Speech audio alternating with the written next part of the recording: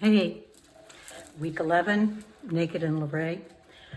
Before I get started, just want to put a shout out for something going on in town this weekend.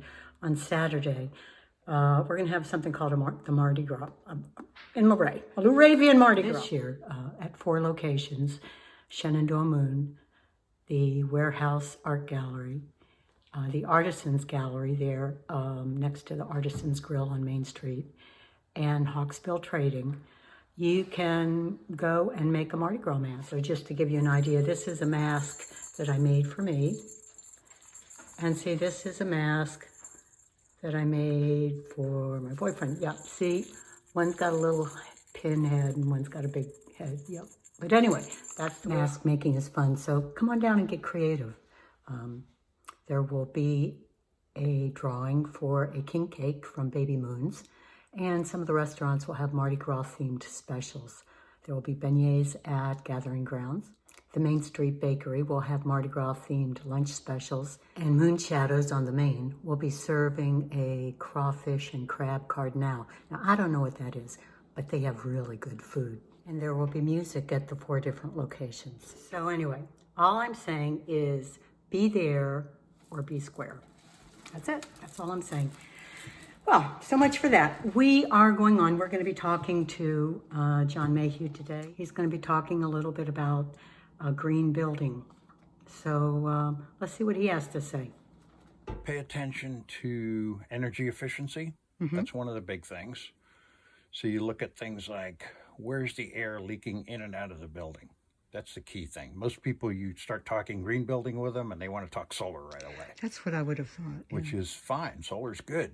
But the first thing you want to look at is your house leaking? If you leave little gaps in the insulation, as little as 5 or 10%, if that insulation is not there, as little as 5% of the 5 or 10% of the space, it's almost as bad as not having any. I went on a green home tour in West Virginia, Shepherdstown, West Virginia, that area. One of them was particularly impressive, and that was straw bale.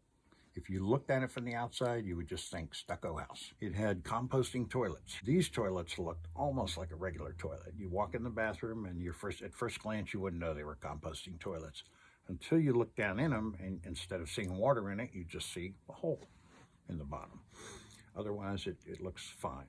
And then everything went into a big plastic bin in the basement. The bin, when you start, is half filled with sawdust.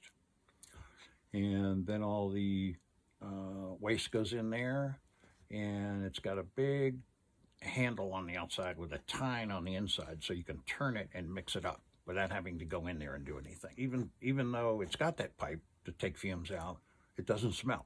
And he said, if you want to, I'll open this little panel, and you can poke your head in and take a whiff. Why doesn't it smell? Huh? What? Well, first let me tell you. So I said nobody else volunteered, but I volunteered. So he removed the panel. I stuck my head in there, and it smelled like a garden. Say about 4 feet wide and 6 feet long. So it's big. Maybe 4 feet high. Oh, yeah. Yeah. And so you only have to empty it maybe every 3 to 5 years, depending on how many people are using, because it keeps composting. That house had a dirt floor in one room.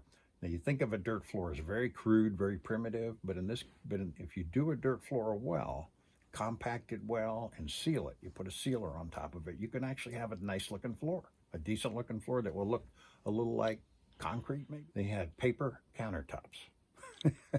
Compressed paper with some kind of a cover on it that looked like a laminate countertop, but it didn't use plastic. It used some natural material. I have a friend, Stephen Adler. He used to be a professional singer. It was part of his career. and he's developed some dementia. We were driving down Main Street, and we were going by what I think is called the Green Hill Cemetery. It's right on Main. And I told him that while he was gone, some work was done on the cemetery to fix it up. They fixed up the wall, and they cleaned it up, and they raised up the tombstones that were leaning over and that sort of thing. And as soon as I finished talking, without missing a beat, he said, Grateful Dead. Thank you for that, John. I'm going to throw down a challenge. I know I mentioned this a couple of weeks ago. If you do something, you might be a Luravian.